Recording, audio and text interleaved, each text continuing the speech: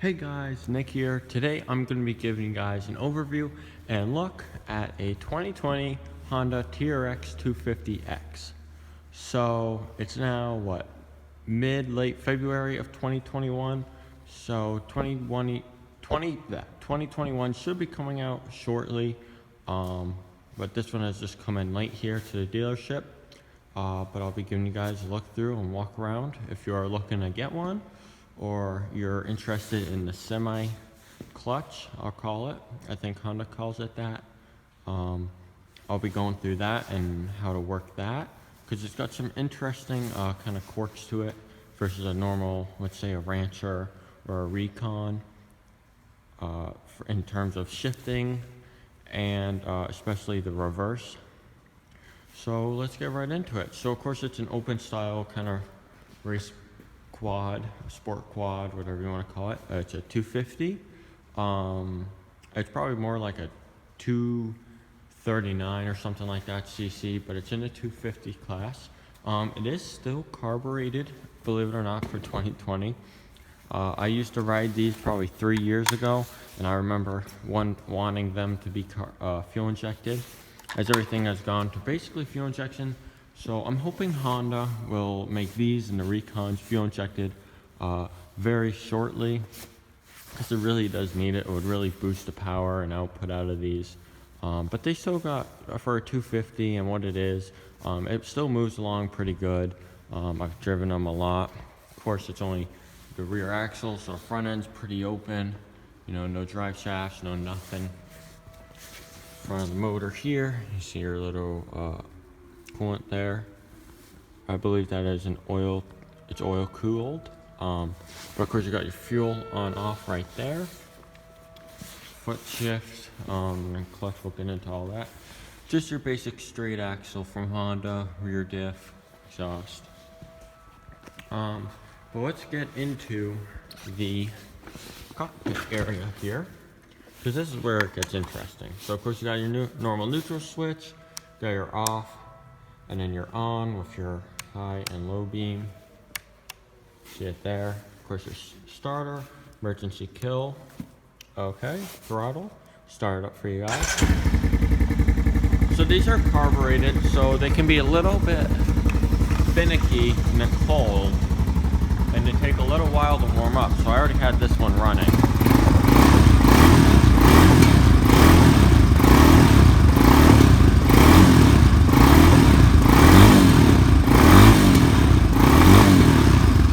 Give you guys a little sound of it there so you get an idea.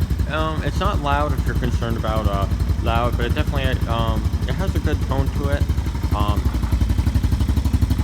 But yeah, so in terms of shifting, you got a semi-clutch.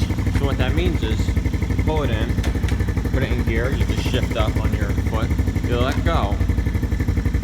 So it kind of jolted there, but see how it's not moving, and the clutch is out. On a normal clutch, when you let out, you have a friction zone, and it'll start to engage you, and once you let go of your clutch, it would, roll slightly. This, you don't have that, but you have to use the semi-clutch in order to shift. So in a second, I'd have to do it again like that, and now shift down, of course, this first, and then shift down again in a neutral.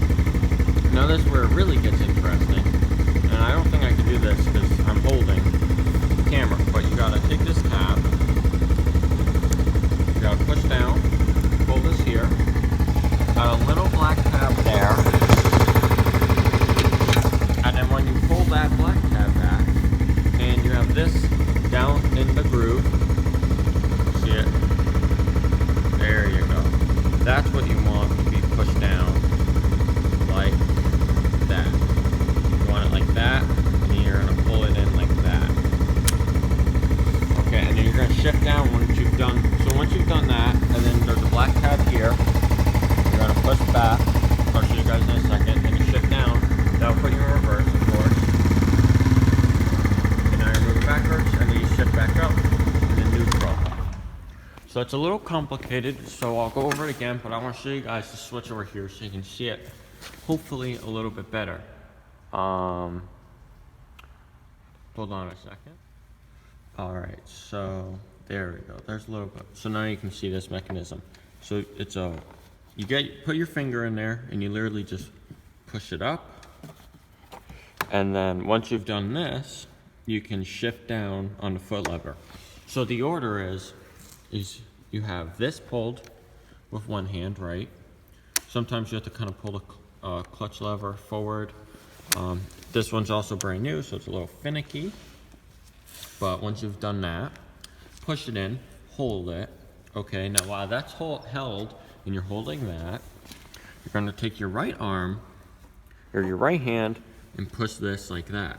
So you're gonna be holding both of those at the same time. And once you've done that, you're then gonna downshift, which is then what's gonna put you in reverse. So it's a little complicated, and you can rewind and rewatch that if you would like. But that's pretty well explained, I think. And you also have a parking brake here. If you put the button down, and then you have a little tab here which moves, goes in a little groove. I'll show you guys that here in a second. Pull this. Nope.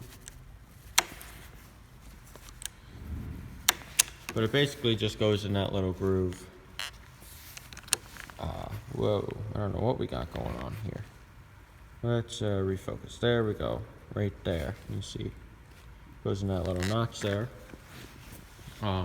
That's your parking brake, locks up the rear axle.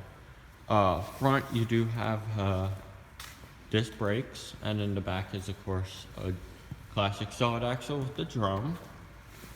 Went over that before. Don't know why we're having focusing problems. But I will show you guys under the seat. I believe there we go. Got a little tab here. Put up from the back, slide back. Nice long sheet. But of course right here is your battery, your air box, cover, and your carbs right there under this cover here. Toolkit, just your electrical. But so, yeah, that's everything back under there. One last thing I will mention, under the seat, when you flip the seat over, you'll find all your books, your owner's manual, and all that good stuff. It's located right under there. So I think that does cover everything. These machines are 16 plus, so you're not supposed to use these if you're under 16, but if you're 14 and your parents buy you one, that's up to you and your parents' decision. If you should, and safety, but that's up to you to decide, and your parents. If you are looking to get these at someone that is younger than 16, which is what a lot of people do. I find a lot of 15 and 14-year-olds actually get these.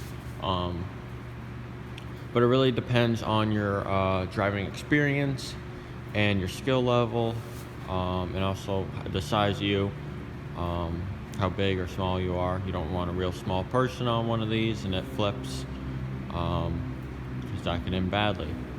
But if you guys got any other questions, comments, concerns, comment down below. I do see your guys' comments. I try not to move so much in this one. If it's any better, let me know. If it's not, let me know what you think. But I like handheld holding it. I don't really like doing the whole tripod setup. But yeah, I hope you guys did enjoy. Subscribe if you are new to the channel. Give this video a like, guys. Appreciate it.